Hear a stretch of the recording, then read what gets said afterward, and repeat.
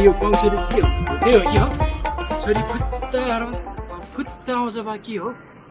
होइन हौ गोपी भाइ के हो फुत्ता फुत्ता केही पनि होइन भाइ होइन आज तपाईँले केही गडबड गरेर आउनुभयो कि निकै डराउनु भयो त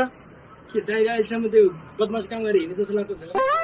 तैपनि आज तपाईँ निकै डराउनु भएको छ त केही गडबडी गरेर आउनु भएको छ नडाटी भन्नु त दाइ अनि आफ्नै सुरमा बसिरहेको बेला पछुरे बिहान मानेर के छ दाइ फुत्ता फुत्ता भनेपछि तर्सिँदैन त मान पाउँको दाइ नडाटी भन्नु न तपाईँको खास कुरा के हो भने मन हल्का पनि हुन्छ के त बा तपाईँको समस्या म पो समाधान गर्न सक्छु कि हो कि के हो एकचोटि भनेर हेरौँ न त भाइले सोधिहाल्यो अनि त्यो हाम्रो टोलको त्यो फातुमन बुढोले चिन्छ भाइले चिन्छु नि दाजु हो त्यो ढाडे बुढाको छोरी मन परेथ्यो बिहा गरौँ भने फगाउनले पछि लागेको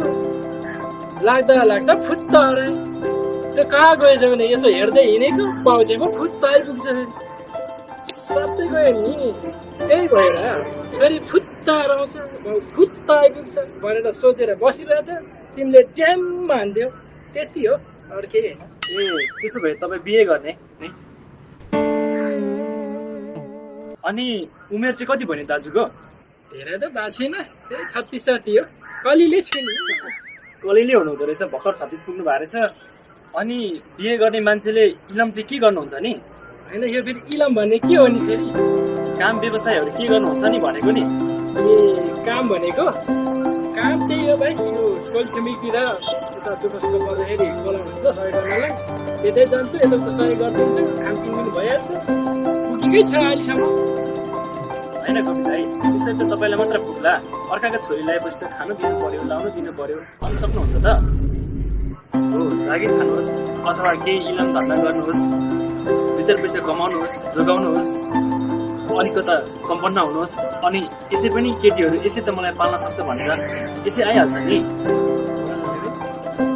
हो नि दाइ हातैमा नि बुढोको छोरी यस्तो राम्रो पढेको छ अनि तपाईँलाई त्यसै कहाँ दिन्छ र न काम छ न इनाम छ मेरो छोरी कसरी दिनेलाई भनेर सोचिहाल्छ नि अनि कुनै पनि बाउ आमाले आफ्नो छोरीले दुःख पाओस् भनेर सोच्ला र दाइ तपाईँ आफै भन्नु त मैले त मेरो जिन्दगी बिगारिरहेको रहेछ मैले त मेरो भविष्यबाट केही पनि सोचेको रहेछ हो दाइ सोच्नुपर्छ अर्को समाज पाइन्छ घर परिवार पाइन्छ अनि सम्पन्न भइन्छ ल त दाइ राम्ररी सोच्नु होला म चाहिँ अहिले लागेँ है त म त काममै नलाग्ने मान्छे पो रहेछु बेकार छ मलाई आफ्नो जीवन आफै नाश गर्दै रहेछु बेलामा मेरो बुद्धि पला भए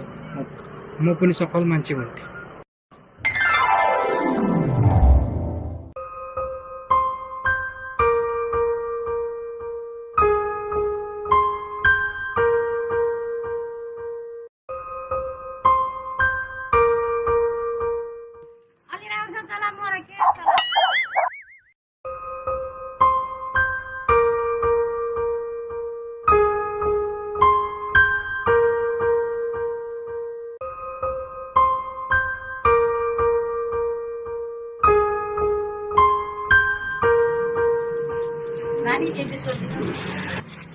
कुन वाला होला त्यो किनारो